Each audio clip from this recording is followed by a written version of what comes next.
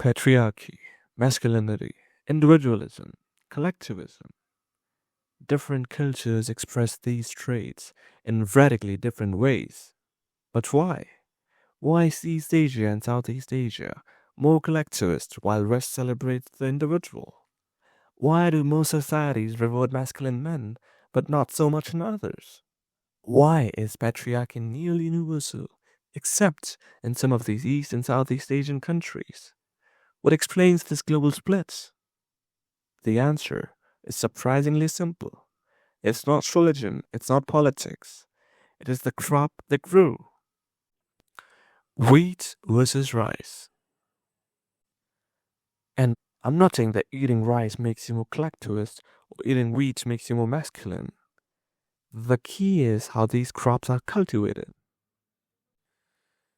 Wheat farming, for example, is brute force. You plow hard soil, manage kettles, pull heavy tools. It rewards upper body strength, something men naturally have more of. So, in wheat societies, men worked in the fields and women stayed at home. Over time, that split led to dependence. Dependence led to power, and power turned into patriarchy. Whereas rice is different. It still takes effort, but not intense force. It's precise, timid, and repetitive.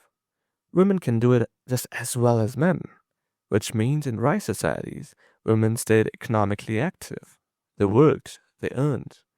And when women are not dependent, they are not dominated by men.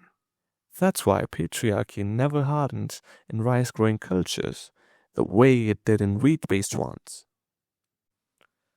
Now, if we go one level deeper, as we already discussed, wheat cultivation requires brute strength. So stronger men had an advantage in cultivation, which means stronger men could farm more efficiently and therefore could earn more. More earning meant more status, and more status meant more mates. This gave masculine traits an evolutionary advantage. Masculine traits became profitable. Over generations, wheat society selected for those traits, whereas in rice, not so much.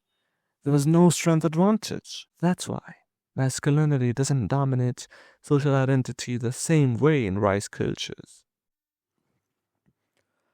Now let's see one more layer. How people relate to each other. In wheat farming, one family could plow its land alone. You don't need your neighbor. Whereas in rice farming, you did. You fled field together, you plant together, you harvest together. One lazy neighbor could ruin your entire crop. That created a culture of cooperation and codependency. That is why rice cultivation made societies more collectivist, whereas wheat tolerated individualism. And of course, this isn't full picture. Culture is complex. It's shaped by more than one factor, by religion, by philosophy, by politics. Confucianism, for example, made China and Japan more patriarchal than other rice-growing regions.